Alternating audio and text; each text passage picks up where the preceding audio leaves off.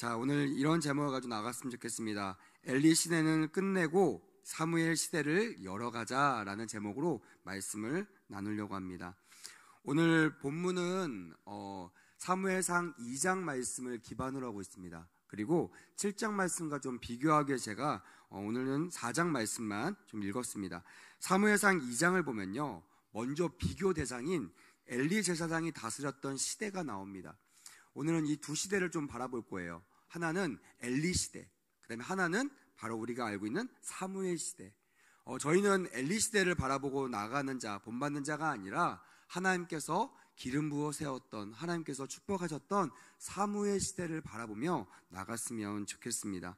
특별히 엘리 시대를 이렇게 표현하고 있습니다. 타락한 시대. 왜 엘리라는 제사장, 대제사장이 있었음에도 불구하고 하나님께서는 그 시대를 타락한 시대라고 말했을까? 그거는 첫 번째는 엘리가 깨어있지 않았다고 했습니다. 제사장이 없었던 것이 아니에요. 지금 말하면 교회가 없었던 것이 아니라 목회자가 없었던 것이 아닙니다. 교회도 있었고요, 목회자도 있었어요. 교회 중직도 있었고 교회 새신자도 옵니다. 근데 문제는 뭐냐면 그들이 깨어있지 않았다라는 거예요. 특별히 엘리 아빠라는 사람, 또 영적인 부모, 영적인 리더가 잠들어 있자 어떤 일이 벌어지냐면요, 그의 두 아들 홈니와 비느하스가 타락하게 됩니다. 여러분, 먼저요, 이 시대가 먼저 타락하는 것이 아니에요. 항상 주님의 부르심을 받은 주의 사람들, 주의 백성들, 또한 주님의 리더들, 주님의 목회자들, 주님의 교회들이 타락함을 말미암아 이 시대가 타락하게 된다는 것이에요. 만약 여러분들이 기도하다가 하나님, 왜 이 시대가 이렇게 타락했습니까? 라는 마음이 든다면 여러분, 그것은 분명하게는 먼저 교회와 여러분들, 우리가 주 앞에서 타락한 모습이었기 때문에 우리가 이 세상의 타락을 확인하고 목도하게 된다는 것입니다. 여러분, 원인이 없는 결과는 없습니다. 항상 원인이 있어요. 그 원인이 바로 타락이라는 것이에요. 타락 얘기하니까 엄청난 일을 저질렀을 때만 해당한다고 생각하는데요, 사실은 그렇지 않습니다. 성경은 타락을 일컫는 가장 큰 단어로 죄라는 단어를 얘기합니다. 저는 항상 제가 어떻게 서 있는지를 보기 위해서는 이 죄라는 단어를 묵상을 많이 합니다. 저도 설교도 많이 했고요, 또한 많은 친구들 앞에서, 많은 성도들 앞에서 항상 이 죄라는 원어에 대해서 많이 설명합니다. 왜냐하면 우리가 원어를 모르면요, 우리가 그 원뜻을 모르면 우리 마음대로 해석하기 때문이에요. 여러분, 세상에 크고 작은 죄가 있죠. 하지만 주 안에서 크고 작은 죄가 존재할까요? 아니에요. 어떤 사람은 간음죄를 주고 어떤 사람은 그냥 거짓말, 선한 하얀 거짓말을 했다고 해서 하나님은 하얀 거짓말한 사람의 죄를 더 가볍게 여기지 않으십니다. 죄의 경중은 없습니다. 하나님 앞에서 벗어난 거, 하나님을 향한 관역을 어긋난 모든 행위를 하나님은 똑같은 무게로 죄라고 얘기하시고 죄의 결과가 사망이라고 분명하게 언급하고 계십니다. 어느 하나도요 쉬운 것이 없습니다. 우리의 마음을 내려놔야 되고요, 우리의 삶을 내려놔야 되고, 우리의 우선순위에 우리의 주인을 하나님께 내어주며 다시는 그 길로 가지 않는 회개라는 삶을 살아내야 우리는 그 길을 걸어갈 수 있는 존재라는 것이에요. 그래서 우리는 항상 이 시대를 바라봐야 됩니다. 또한 우리 항상 우리를 십자가 앞에서 바라봐야 됩니다. 항상 이 부활의 신앙을 가지고 내가 이 죽을 수밖에 없는 내가 주님의 무한한 은혜로 말미암아 내가 구원받았다는 사실을 매번 확인하여 하나님께 나아가는 우리가 되어야 될 줄 믿습니다. 이 신앙이 무너지면 무너질수록, 무뎌지면 무뎌질수록 우리는 타락하게 됩니다. 교회 안에 있다고 타락이 없을까요? 아니에요. 한국사, 한국교회사, 세계교회사를 공부하면요, 반드시 가장 먼저 나오는 게 교회의 타락입니다. 세상의 타락이 먼저 나오지 않아요. 교회가 타락하고, 주의 동들이 타락하고, 중직들이, 주의 성도들이, 거룩한 성도들이, 거룩해야 될 성도들이 타락하면서 이 땅이 버림받게 되는 역사들을 우리는 끊임없이 바라보고 살아왔습니다. 지금은 다를까요? 지금도 마찬가지입니다. 제가 왜 이 부활주의를 지내는 우리에게 이 복음을 전할까요? 그거는 잘못됐다고 우리가 실패하자고 우리가 소망이 없다고 말한 것이 아니라 그런 세상 속에 우리를 왜 구원의 확신을 주셨을까? 우리를 왜 예배당으로 불러주셨을까? 왜 우리를 말씀 앞에 서게 하셨을까? 그거는요, 바로 우리가 이 타락한 시대를 하나님 안에서 개혁시키고 변화시킬 사무엘 시대로 바꿔가야 할 그런 역동적인 주인공이기 때문이라는 거예요. 우리가 빛을 잃잖아요. 우리가 맛을 잃으면 이 세상은 주님의 뜻대로 타락을 면하지 못합니다. 주님이 이 땅에서 돌아가시고 부활하신 그 열매들을 맺혀보지도 못하고 이 땅이 무너지고 말 것이라는 거예요. 그래서 여러분, 세상을 탓할 거 없습니다. 세상이 안 좋다고, 세상에 타락했다고, 못 살겠다고, 세상이 왜 이 모양 이 꼴이냐고. 여러분, 기독교인들은요, 그런 말을 해야 될 것이 아니라 어떻게 해야 돼요? 하나님께 자복하고 통회하며 이 모든 죄를 하나님께 의탁하며 기도하는 그런 삶을 살아내야 한다는 것입니다. 근데 엘리는 그렇게 하지 않았습니다. 본인도 깨어있지 못했고요, 자기의 가장 귀한 자기의 대를 이어서 하나님의 귀한 제사장의 직분을 감당해야 될 후손들 홈리와 비느하스도 가리키지 못했습니다. 그들이 어떻게 타락했냐면요, 가장 귀하게 존재해야 될 그곳, 성역이라고 하죠. 하나님이 거하시는 성전들, 하나님이 거하시는 거룩한 곳, 이런 곳에서 바로 하나님이 싫어하시는 죄를 범하게 됩니다. 특별히 오늘 이 타락했던 이 엘리의 나라, 엘리 제사장의 나라가 어떤 나라인지를 살펴보고요, 이제 앞으로 우리가 바라봐야 할 나라, 우리가 이제 본받을 나라인 이 사무엘의 시대가 어떤 시대인지를 우리가 영적으로 한번 파악해 보려고 합니다. 이런 타락한 시대 때 하나님은 하나의 백성을 내버려두지 않으십니다. 믿으시면 아멘. 어떤 사람이 그러더라고요. 믿음 있는 분인데 제가 물어봤어요. 어떻게 이번에 기도하면서 선거 하셔야죠? 그랬더니 선거 안 하겠다는 거예요. 그래서 제가 너무 깜짝 놀랐습니다. 왜 선거 안 하십니까? 처음에는 국민의 의무를 다해야죠, 이렇게 시작했는데 나중에 그렇게 해서 해결될 문제가 아니더라고요. 그래서 제가 이렇게 반문했습니다. 하나님을 사랑하시죠? 사랑한대요. 그럼 하나님 나라를 사랑하십니까? 사랑한대요. 제가 물어봤어요. 하나님의 나라가 어디 있습니까? 깜짝 놀라시는 거예요. 네? 집사님, 하나님 나라가 지금 어디 있습니까? 저 하늘에만 있습니까? 제가 무슨 말을 하는지 이해가 되세요? 눈치가 채졌습니까? 여러분, 하나님의 나라는 저 하늘나라에만 있는 나라가 아닙니다. 하나님의 나라는요, 하나님이 거하시는 곳이 하나님의 나라임을 믿으시길 바랍니다. 할렐루야. 내 안에 하나님이 거하시잖아요. 그러면 내가 하나님의 나라입니다. 우리 교회가 하나님이 거하시잖아요. 그러면 우리 교회가 하나님의 나라입니다. 믿으시면 아멘. 하나님의 나라인 우리 성도들이 거하는 이 땅이 정말 성도들 마음 가운데 하나님의 나라가 임했다면 그들이 모여있는 곳, 그들이 밟고 사는 곳, 그들이 영향력을 끼치는 모든 영역들이 뭐예요? 따라합시다. 하나님의 나라다. 믿으시면 큰 소리로 아멘. 그래서 우리는요, 우리만 잘 먹고 잘 살기 위해 사는 존재가 아니라 하나님의 나라를 위해서 사는 존재가 되어야 될 줄 믿습니다. 아멘. 왜 이 땅에 그리스도인들이 그렇게 많은데 왜 정치인들은 저렇게 비신자들이 많고 왜 정치인은 저렇게 하나님이 싫어하는지만 하실까요? 왜 우리는 그걸 보고만 있어야 될까요? 욕하고 못 살겠네, 저 정치는 왜 그러나, 대통령마다 다 좋아하지 않고 왜 그런 일이 벌어질까요? 이유는 딱 하나입니다. 우리가 그 나라를 위해서 기도하지 않고 참여하지 않았기 때문에 그렇습니다. 여러분, 오늘 저는 이 두 시대를 비교하면서 마음에 다짐한 것이 있습니다. 내가 이 나라의 주인이 되어야겠구나. 내가 이 나라를 다스릴 수 있는 그런 힘을 가진, 그런 권리를 가진 그런 좋은 국민이 되어야겠구나. 그래야 그런 좋은 국민들, 다시 말하면 우리 말로 표현하면 하나님의 좋은 군사들이 모여있는 이 대한민국이 하나님이 임하시는 나라로 확장되어 간다는 것이에요. 그래야 하나님이 원하시는 나라로 이 나라가 통치되어 간다는 거예요. 어떤 사람은 얘기합니다. 그런 거 신경 쓰면 우리는 기도만 하면 됩니다. 우리는 그냥 나만 잘 먹고 살면 됩니다. 우리 교회만 잘 되면 됩니다. 여러분, 우리 교회가 아무리 잘 되려고 해도요, 우리 코로나 때 경험하셨잖아요.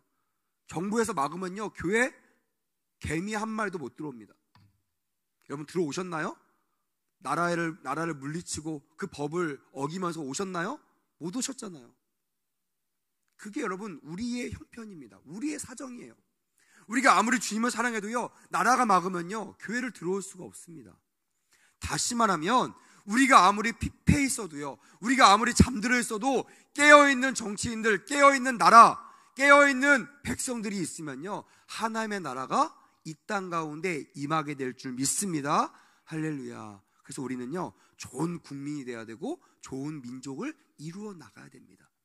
이 나라는 세상이니까, 더러운 것이니까 등한시하고 나몰라를 하는 것은요, 온전한 그리스도인들이 아닙니다. 온전하게 참여하셔야 되고요, 온전하게 사랑하셔야 되고요, 온전하게 이 나라를 위해서 기도하시는 우리 모두가 되기를 주님의 이름으로 축복합니다. 아멘. 그러면 과연 목사님, 사무엘 시대와 엘리 시대가 어떻게 다릅니까? 오늘 그 얘기를 조금 해보려고 합니다. 오늘 못다한 것들은 다음 주 이어서 계속 나가보도록 하겠습니다. 가장 중요한 부분은요, 사무엘 시대는, 우리가 본받을 사무엘 시대는 따라하겠습니다. 이기는 시대였다. 다시 한번, 이기는 시대였다. 하나님의 나라는요, 이기는 시대입니다.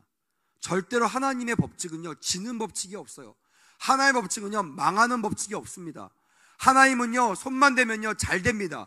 하나님의 민족은요, 하나님의 이름으로 나가는 길에 막힘없이 열려지는 역사가 임하게 될 줄 믿습니다. 아멘. 다시 말하면 타락한 엘리 시대는 지는 시대, 뭐 시작하면 다 무너지는 시대, 안 되는 시대였지만 하나님이 축복하시는 사무엘 시대는요, 이기는 시대였다라는 거예요. 왜? 사무엘 시대는 여호와 니시, 하나님이 통치하시는 승리의 그런 시대였기 때문이라는 것입니다. 여러분 믿으십시오. 우리가 실패하는 것은 하나님의 뜻이 아닙니다. 따라하겠습니다. 하나님은 우리가 이기길 원하신다. 옆에 분들과 말해주세요. 하나님은 당신이 이기길 원하십니다. 여러분 믿으시면 큰 소리로 아멘. 아멘. 그래서 우리 믿는 사람들은요, 승리해야 됩니다.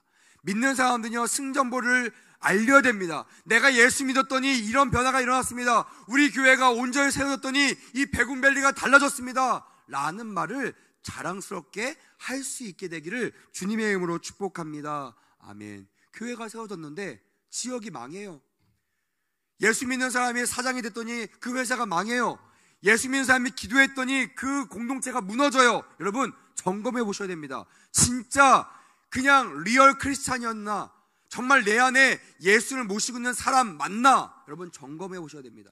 우리 경험 많이 했잖아요. 정치인들 중에, 대통령 중에 뭐 장로도 있었고요, 또 수많은 교회 직분을 가지고 막 했지만 여러분 보십시오. 그들이 했던 발열체 보십시오. 얼마나 하나님께 영광 올려드렸습니까? 한번 점검해 봐야 됩니다. 정말 내가 링컨처럼 하나님을 정말로 리얼로 믿는 리얼 크리스찬이라면 달라야 될 거 아닙니까?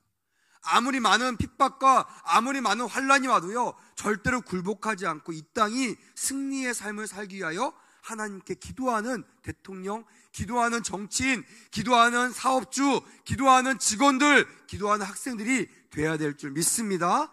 아멘. 그것이 정말로 이 땅 가운데 하나님의 나라가 이루어지길 원하는 모든 사람들의 마땅히 해야 될 의무인 것입니다.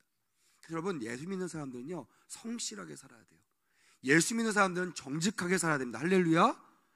예수 믿는다고 저 사람 예수 믿으면 저 사람한테 묻지도 따지도 않고 일을 맡길 수 있는 그런 정직한 우리 모두가 되었으면 좋겠습니다. 아멘. 교회가 여러분 체면치레하기 위해서 정말 뭐 욕 안 먹기 위해서 하는 것 물론 중요합니다. 하지만 욕 먹고 안 먹고가 중요한 것이 아니고요, 그 교회가 세워진 그 주변이 어떻게 변화됐는가. 정말 깡촌이었던, 정말 보잘것 없는 그 땅에 하나님의 교회가 세워져서 발전한 케이스들, 많은 척박한, 많은 어려움들, 술집이 많았던 그곳에 하나님의 교회가 세워져서 술집이 변하여 좋은 건물들로 좋은 영향력을 끼치는 그런 교회들이 얼마나 많은지 모릅니다. 한 직원이 들어왔더니, 기도하는 직원이 들어왔더니 그 직원 때문에 그 회사 분위기가 달라지는 거예요. 회사의 모든 이미지가 달라지는 거예요. 학생 한 명이 들어왔더니 그 학교가 달라지는 거예요. 학생 한 명이 리더가 돼서 그 학교를 바꿔나가는 겁니다. 여러분, 우리 모두 그런 학교, 그런 가정, 그런 회사, 그런 교회, 그런 베군밸리를 만들어가는 우리 모두가 되었으면 좋겠습니다. 아멘. 사무엘상 4장 보니까 17절에 이렇게 기록되어 있습니다. 홈니와 비니아스도 죽임을 당하였고 하나님의 궤는 빼앗겼나이다 라고 되어 있습니다. 표면적으로는요, 하나님의 궤가 있었습니다. 다시 말하면 예배당이 있었어요. 강대상이 있고요, 하나님이 임재하시는 걸 표현하는 십자가도 있었습니다. 사람들은 십자가를 의지합니다. 십자가가 있으니까 우리는 승리할 거야. 십자가 있으니까 우리는 승리할 거야. 나는 집사니까, 나는 어떤 교회의 장로니까, 나는 심지어 목사니까 내 길은 잘 될 거야 라는 마음으로 앞장서 나갑니다. 근데 보십시오. 홈니와 비느하스 2세대 제사장, 다시 말하면 아빠한테 세습받는 그런 목회자, 그런 목회자가 세워졌네요. 그 목회자가 십자가를 짊어지고 나갔네요. 근데 어떻게 했다고 되어 있습니까? 목회자는 죽었고 십자가는 어떻게 해요? 빼앗겼다라고 성경은 분명하게 기록하고 있습니다. 너무 놀랍지 않습니까? 너무 놀라운 일 아니에요? 어떻게 교회가 망하냐는 거예요. 어떻게 목회자들이 타락하냐는 거예요. 어떻게 믿는 성도들이 저렇게 말도 안 되는 일을 당하느냐는 거예요. 우리는 그거 원하지 않죠. 우리 승리하기 원합니다. 여러분, 결론을 말하면요, 따라합시다. 예수 믿는 우리는, 더 크게, 예수 믿는 우리는 반드시 승리합니다. 믿으시면 아멘. 단 예수 믿는 우리가 돼야 돼요. 표면적이 아니라, 직분이 아니라, 어디에 속했냐가 아니라, 내가 세례를 받았냐가 아니라, 내가 세례를 받았다면 내가 예수와 함께 죽고 예수와 함께 살아나는 그런 삶을 살아내고 있어야 되는 거예요. 여러분, 진짜 예수님과 함께 죽고 예수님과 함께 살고 계십니까? 진짜 내 안에 예수님이 계십니까? 내 안에 정말 참된 회개가 있습니까? 주님 말씀하시면 그 길이 어떤 길이라도 내가 그 십자가를 짊어지고 갈 그런 헌신의 마음이 있으십니까? 만약 그렇다면 여러분들의 인생을 하나님께서 승리자의 인생으로 이끌어 주실 줄 믿습니다. 할렐루야. 18절에 보니까 홈니와 비니아스의 아들, 아버지, 다시 말하면 그 시대의 제사장이었던 엘리가요, 그 소식을 듣고요, 자기 의자에서 뒤로 넘어져 문 곁에서 목이 부러져 죽었다라고 성경은 너무나 생생하게 설명하고 있습니다. 목회자도 죽을 수 있대요. 교회도 망할 수 있대요. 왜? 그 교회에 하나님의 영이 떠났기 때문에. 목사라고 해서 여러분 승승장구하는 거 아닙니다. 목사라고 해서 다 쓰임받는 거 아닙니다. 하나님의 영이 떠나잖아요. 그 목회자는 타락한 목회자고, 그 목회자는 망하는 길로 가고요, 그 목회자와 함께하는 성도들도요 함께 망하는 길로 가는 거예요. 수많은 이단들이요 다 교회, 건전교회, 정통교회 목회자들이었고, 정통교회 장로였고, 정통교회 성도였습니다. 그들이 하나님의 영을 떠나니까요, 그들 안에 하나님의 영이, 하나님의 신이 그들을 버리니까 그들도 타락하고, 그들을 따라갔던 수많은 장님들, 영적인 장님들도 함께 패망의 길로 가는 거잖아요. 그래서 여러분, 우리는 깨어 있어야 됩니다. 믿으시면 아멘. 이 시대에 목회자, 교회, 물론 봐야 됩니다. 그들과 함께 가야 됩니다. 하지만 그들이 진리가 아니에요. 저도 목사지만 제가 진리가 아닙니다. 제가 전하는 우리 예수님, 그 예수님의 복음이 진리임을 반드시 기억하고 그 예수님을 바라보고 예수님과 동행하며 나가시는 우리 모두가 되었으면 좋겠습니다. 아멘. 성경은요, 그렇게 타락한 엘리의 가정들이 얼마나 실패한 인생을 살아갔는지를 너무나 많이 기억하고 있습니다. 그의 며느리 비느하스의 아내가 임신했는데요, 갑자기 남편이 죽었다는 소식을 듣고요, 시아버지가 죽었다는 소식을 듣고 갑자기 아파서 몸을 구부려 해산했다는 거예요. 저도 우리 아내 해산한 걸 봤거든요. 함께 동반 분만실에서 함께 아이를 낳는 것을 기도하면서 함께 있었어요. 근데 우리 아내를 이렇게 상상해 말씀을 보면서 봤더니 우리 아내가 아기를 낳을 때 구부리면서 낳지 않았더라고요. 여러분, 구부려 난다는 거, 이거는 저주를 뜻한다고 합니다. 구별한다는 건요, 잉태하는 것을 막는 것을 뜻한다고 합니다. 다시 말하면 해산, 너무나 축복된 그 해산을 하나님 안에서 온전히 행하지 못했다라고 우리는 성경은 우리에게 말씀하고 있습니다. 왜요? 그 여인의 잘못도 물론 있겠지만 그 여인이 따랐던 남편, 다시 말하면 그 여인이 속했던 그 가정이 하나님을 떠나는 가정 가운데 함께 있었기 때문이라고 하는 것이에요. 여러분, 우리가 선거하거나 또 우리가 나를 위해서 기도할 때 어떤 사람은 너무나 보기 싫고요, 막 너무 싫고 막 짜증이 나고 그러니까 아예 그냥 눈을 감아버린다고 얘기하는 사람도 있더라고요. 선거할 때 놀러 간다는 사람이 있더라고요. 선거 안 하고 누구나 다 똑같아요, 이런 얘기 합니다. 아니요, 왜 똑같은지 아십니까? 당신이 그들을 위해서 기도하지 않았기 때문에 그래요. 당신이 이날을 위해서 눈물 뿌려 기도하지 않았기 때문에 그래요. 내 아들 대학 갈 때는 맨날 며칠을 울면서 기도하며 금식하며 기도할지라도 우리나라에 좋은 일꾼을 뽑을 때는 그렇게 기도하지 않았기 때문에, 믿지 않는 사람과 똑같이 기도하지 않고 그들을 비판만 했기 때문에, 그들을 참소했기 때문에 이 나라가 이렇게 하나님을 믿는 사람이 3분의 1이 있고, 세계에서 가장 큰 교회들, 대형 교회가 10가지 교회, 10개의 교회가 속해 있는 나라임에도 불구하고 이 나라가 이렇게 어렵게 살고 있는 것입니다. 사랑하는 여러분, 나라와 민족에서 기도하시는 귀한 한 주가 되기를 주님의 이름으로 축복합니다. 아멘. 우리 가정인 것처럼, 우리가 속한 가정인 것처럼, 우리 하나님의 나라라고 믿고 정말 우리나라를 위해서 기도하며 투표하고 또한 주님의 일꾼들을 뽑는 일에 적극 참여하는 우리 모두가 되었으면 좋겠습니다. 아멘. 여기에 나와 있는 그 21절에 보니까 이렇게 기록되어 있습니다. 영광이 이스라엘에게서 떠났다 하고 아이 이름을 이가봇이라 하였으니 라고 되어 있습니다. 제사장과 또한 그 가장 모델이 될 그 제사장의 가정이 타락하고 하나님의 신이 떠나니까요, 이게 급기야 어떻게 됐냐면, 성경은 그 가정만이 아니라 바로 하나님의 나라, 하나님의 이스라엘이 타락했다라고 성경은 말하고 있습니다. 그리고 이스라엘을 떠났다고 말하고 있고요, 그 영광이 이스라엘에서 떠났다, 그래서 그 아이의 이름을 표면적으로 이가봇이라는 이름을 지었다고 합니다. 이 이가봇은요, 주의 영광이 떠나다라는 뜻입니다. 저는 이 말씀을 준비하면서 특별히 이런 좀 안타까움이 있어서, 하나님, 이 나라가, 여러분 정말 이 나라가 어떻게 세웠는지 아시죠? 혹시 여러분 잘 모르시면요, 양화진에 있는 그 합정동에 있는 양화진을 한번 가보십시오.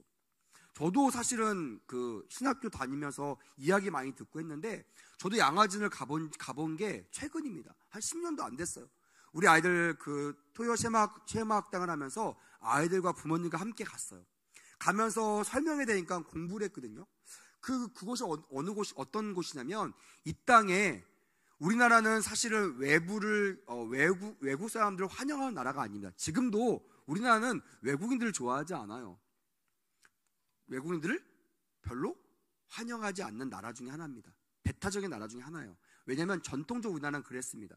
외부에서 오는 걸 원하지 않아요. 왜냐하면 너무나 외부의 침략을 많이 받았던 나라이기 때문에 트라우마가 있다는 것입니다. 그래서 외국의 선교사들이 정말 목숨 걸고 정말 지도에도 없는 이 대한민국을 구원하기 위하여 모든 것을 버리고 이 땅 가운데 왔는데요, 어떤 선교사는 들어와 보지도 못하고 배에서 화형을 당해서 죽은 그런 선교사도 있다고 합니다. 수많은 선교사들이 이 땅에 왔지만 핍박과 환란 속에서 복음도 제대로 전해보지 못하고 죽어갔던 수많은 선교사들이 묻혀있는 곳, 그들을 기념하기 위하여 그들의 묘가 안치되어 있는 곳이 바로 양화진이라는 곳이에요. 제가 그리고 돌면서 얼마나 눈물을 많이 흘린지 모릅니다. 이 선교사님이 이 어린 나이에, 어떤 선교사들은요 16살인가요? 18살? 18살에 순교를 했습니다. 18살이면 여러분 고등학생입니다. 고등학생이 무슨 힘이 있고 무슨 능력이 있고 뭘 알아서 저 지도에도 없는 그 한반도를 위해서, 대한민국에서 목숨 걸고 순교했어요. 아버지를 따라, 선교사는 아버지를 따라 홈리아 비나스처럼 성교에서 여자들을 범하는 그런 죄를 지는 것이 아니라 선교사는 아빠를 따라와서 이 대한민국을 위해서 살다가 어린 나이에 순교한 수많은 선교사들 자녀들도 그 묘에 안치되어 있더라고요.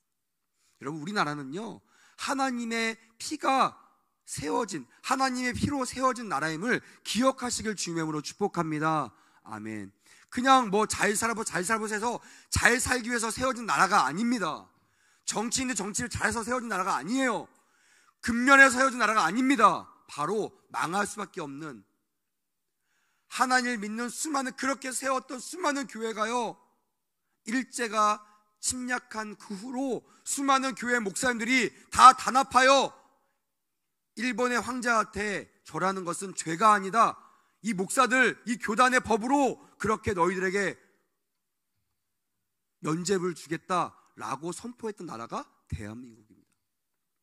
그렇게 타락한 나라예요.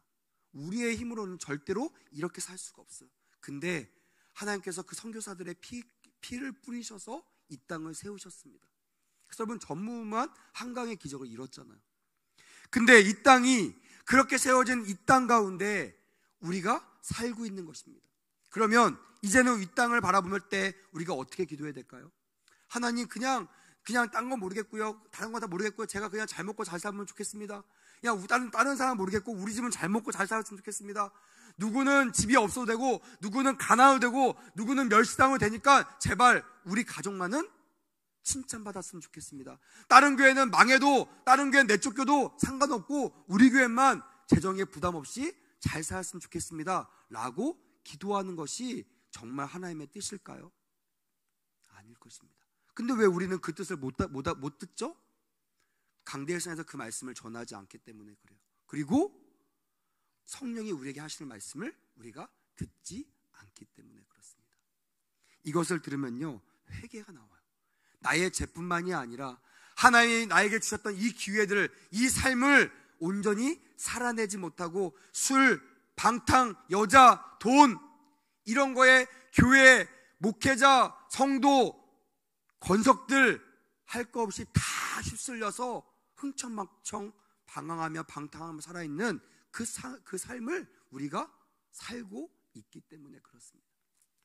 사랑하는 여러분, 이번 한 주 부활의 주님을 보면서 기뻐하셨을 겁니다.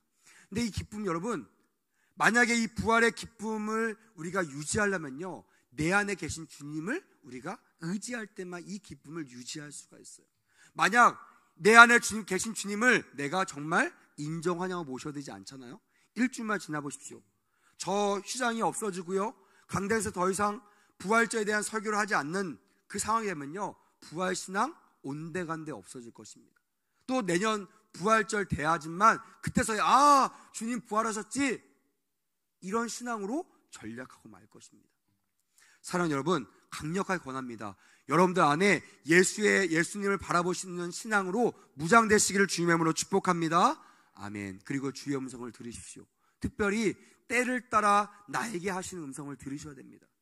그냥 1년 365일 잘 먹고 잘 살기 위해서 기도하는 그 기도를 멈추시기를 바랍니다. 이번 한 주간 이 대한민국을 사랑하시는 그 하나님이 어떤 마음으로 일주일을 보내고 계시는지, 저 부활하신 예수님이 이 일주일을 우리에게 어떤 마음으로 안배하셨는지를 우리가 새겨듣고 우리가 깨어 그 음성을 들어야 될 때임을 믿으시기를 주님의 이름으로 축복합니다. 아멘. 일주일 동안 기도합시다. 작정해서 기도합시다. 이 나라의 인조도 기도합시다. 선교사들만큼은 목숨 걸고 기도하지 못할지라도 적어도 내 아들을 위해서 기도하는 만큼은, 내 가정을 이루기 위해서 기도한 만큼은 이 땅이 하나님의 나라가 되기 위해서 기도하는 그런 은혜가 있기를 주님의 이름으로 축복합니다. 아멘. 왜요? 이 엘리 시대를 바라볼 때 우리가 얻는 교훈이 있잖아요. 엘리와 나와 상관없다고요? 아니요. 엘리가 타락한 이상 하나님 뭐라고 하셨어요? 이르기를 영광이 어디에서 떠났다? 이스라엘에서 떠났다라고 얘기하고 있습니다. 한 제사장이, 리더가 하나님을 떠났더니 어떻게 하나님께서 보신다고요? 그 나라를 떠나신다는 거예요. 그 나라의 영광을 걷어가신다는 거예요. 되게 무서운 말 아닙니까? 우리가 아무리 이 교회에 와서 아무리 나 잘 되게 달라고 기도하면 뭐합니까? 하나님이 한 지도자, 우리나라의 어떤 목회자, 어떤 교회를 보고 떠나시면 엘리 시대처럼 이 대한민국을 떠날 수도 있다는 거, 이 세계를 떠날 수 있다는 거, 길이 참으셨던 그 참으심을 멈추고 이 땅의 재림주로, 그때는 심판주입니다. 여러분, 은혜로운 주가 아니에요. 그때는 심판하러 오시는 거예요. 그냥 우리에게 좋은 것을 주시고 오신 분이 아닙니다. 주님 다시 오실 때는요, 뭐로 오시냐면 심판주로 오시는 거예요. 믿으시면 큰 소리로 아멘. 그때는 더 이상 은혜가 없습니다. 왔을 때 믿음을 보고 그 믿음을 지킨 사람들은 천국으로, 믿음을 지키지 않은 사람들은 지옥으로, 그렇게 갈라서 심판하기 위하여 이 땅에 재림주로 오신다는 것이, 이게 여러분 성경적인 재림신앙입니다. 덮어놓고 잘 된다, 돈만 내면 잘 된다, 여러분 그건 가짜입니다. 온전한 신앙이 아닙니다. 그건 부활신앙도 아닙니다. 우리가 정말 깨어있는 그런 귀한 한 주가 되시기를 주님의 이름으로 축복합니다. 아멘. 말씀 마무리하겠습니다. 주님은요, 우리를 통해서, 하나를 믿는 우리를 통해서, 따라합시다. 엘리 시대를 떠나 사무엘 시대로 가기를 원하신다. 다른 사람이 아니고요, 저와 여러분들을 통해서 그렇게 하기를 원하신다는 것을 반드시 기억하시고, 하나님 오늘 나의 기도를 통하여 이 나라를 붙잡아 달라고, 하나님 나의 기도를 통하여 우리 교회를 붙잡아 달라고, 하나님 나의 기도를 통하여 우리 가족과 우리 백운밸리를 붙잡아 달라고 함께 기도하는, 그래서 우리가 속한 모든 것이 나 때문에, 예수 믿는 나 때문에, 정말로 리얼 크리스찬인 나 때문에 변화되고 승리케 되는 그런 놀라운 역사를 경험하시는 우리 모두가 되기를 주님의 이름으로 축복합니다. 아멘.